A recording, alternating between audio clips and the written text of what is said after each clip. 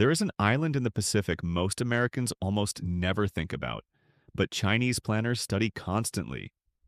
It is smaller than cities, far from the mainland, and yet in a crisis, Guam could become one of the most important places on Earth. Not because it is famous, because of where it sits. If Taiwan is the fuse, Guam is part of the matchbox. Stay until the end, because Guam does not just help America project power. America now has to defend Guam as if losing it could shift the Pacific balance. Look at a map the normal way, and Guam seems almost absurdly isolated. A dot in the western Pacific, surrounded by blue.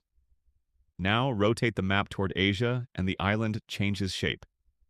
Suddenly it is not remote, it is forward. Guam sits between Hawaii and the flashpoints of East Asia. Taiwan, the Philippines, Japan, and the South China Sea. It is far enough from the Asian mainland to be safer than frontline bases, but close enough for aircraft, ships, submarines, and supplies to matter when speed becomes everything. That is the hidden power of Guam. It is not the tip of the spear. It is the hand that can still hold the spear when the tip is under attack.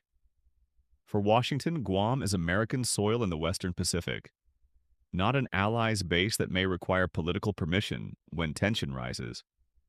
Not a temporary access point slowed by elections, protests, legal disputes, or diplomatic pressure. Guam is a U.S. territory. That makes it strategically different from Japan or the Philippines. Those alliances are vital, but they are relationships. Guam is real estate, and in geopolitics, real estate can be destiny. Guam bridges America's Pacific depth and Asia's crowded danger zone. From Hawaii to Guam is a long oceanic highway. From Guam onward, the map tightens. To the northwest is Japan. To the west is Taiwan. To the southwest are the Philippines and the sea lanes that carry a huge share of global trade. If crisis erupts around Taiwan or the South China Sea, Guam becomes a logistics hinge. Fuel, munitions, bombers, submarines, surveillance aircraft, marines, repair crews, and command networks can flow through this island. But Guam was not chosen because someone in Washington designed the perfect Pacific strategy. For more than 3 centuries, Guam was under Spanish rule. Then, in 1898, the United States took it. The historical twist is strange. When the U.S. cruiser Charleston arrived, Guam's Spanish garrison reportedly did not even know war had been declared. The island was handed over with almost no fighting. A place that later became central to American power in Asia entered the U.S. empire through a moment that feels less like grand strategy and more like a paperwork delay with a battleship. World War II turned that stepping stone into a battlefield. Japan captured Guam shortly after Pearl Harbor. For the Chamorro people, the indigenous people of Guam, this meant occupation, forced labor, suffering, and fear. When U.S. forces retook the island in 1944, airfields in the Marianas helped American bombers reach Japan. The same geography that made Guam valuable also made it vulnerable, and the people living there paid the price for decisions made far away. Guam is often discussed as a base, a platform, a dot on a map, but it is also a homeland. Around 170,000 people live there. They are U.S. citizens, though they cannot vote for president in the general election and have no voting representation in Congress. That is one of Guam's quiet contradictions. It is important enough to defend with advanced weapons, but its residents do not have full political power over the strategy that makes them a target. Today, Guam hosts major U.S. military infrastructure. Andersen Air Force Base anchors American air power west of Hawaii. Naval Base Guam supports submarines and ships. Marine Corps Base Camp Blas adds another layer, part of a wider shift to spread U.S. forces across the Pacific, rather than concentrate everything in a few obvious locations. And one present-day fact should raise your eyebrows. Andersen has been described by the U.S. Air Force as having its largest fuel storage and largest munition storage capacity. It means Guam is not only a runway, it is a warehouse for endurance. In a crisis, the side that runs out of fuel, missiles, spare parts, or repair capacity first may lose options before it loses a battle. This is why China pays attention. From Beijing's point of view, Guam is part of the American network that could intervene in a Taiwan crisis, support allies, track Chinese forces, and help deny China control of the Western Pacific. Chinese strategy often focuses on keeping U.S. forces at a distance, what analysts call anti-access and area denial. Strip away the jargon and the idea is simple. Make it too dangerous, too expensive, or too slow for American forces to come close. Draw a triangle from Japan to Taiwan to the Philippines. This is the central arena of a possible Western Pacific crisis. Now, place Guam to the east of that triangle. It is not inside it, but it supports almost every side of it. Aircraft can move forward, submarines can operate into contested waters, supplies can be staged, commanders can coordinate forces across a massive ocean.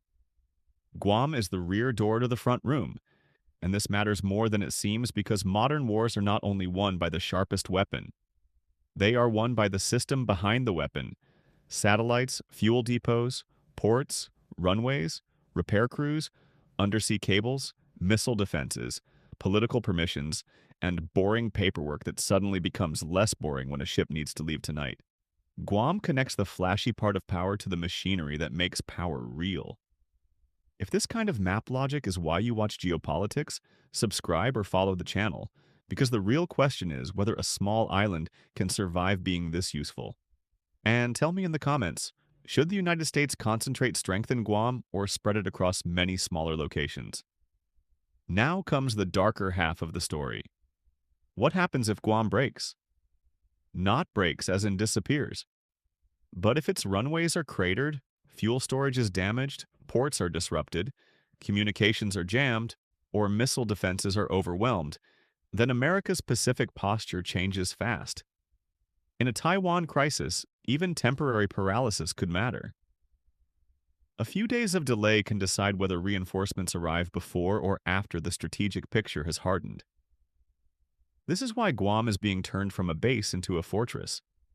The United States has been developing a layered 360-degree air and missile defense system for the island. Guam now has to worry not only about ballistic missiles, but also cruise missiles, drones, and potentially hypersonic weapons.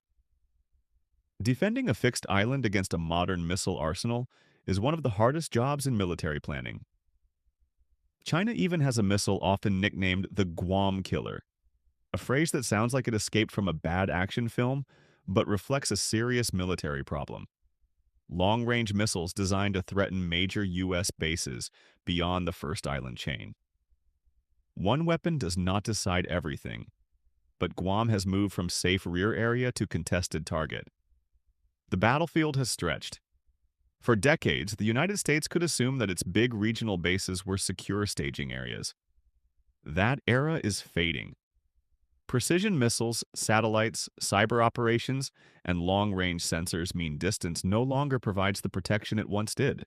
So Washington is spreading forces across more locations, deepening access in the Philippines, coordinating more with Japan, and building smaller marine units that can move between islands.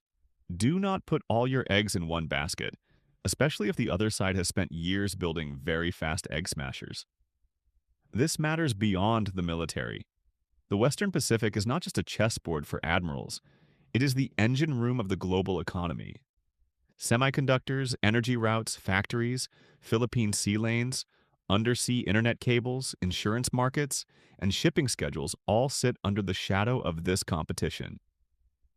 If Guam is disabled in a major crisis, the shock would ripple through alliances, markets, supply chains, and political decisions around the world.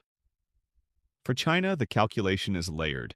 Striking Guam would be a massive escalation because it is U.S. territory, but not being able to threaten Guam would leave a major American base free to support operations near China's coast. Guam is too dangerous to ignore, too dangerous to hit casually. And here is the final twist. Guam is not America's unsinkable aircraft carrier. That phrase gets used a lot for islands, but it is misleading. Aircraft carriers can move. Guam cannot. Guam is more like a fixed heart in a giant Pacific circulatory system. It pumps fuel, aircraft, submarines, supplies, and confidence into the region. If it keeps beating, the system has options. If it falters, the entire body feels it.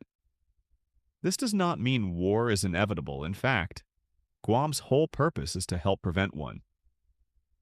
A credible base protected by layered defenses and supported by allies can make aggression look too risky, but deterrence is fragile because it depends on perception.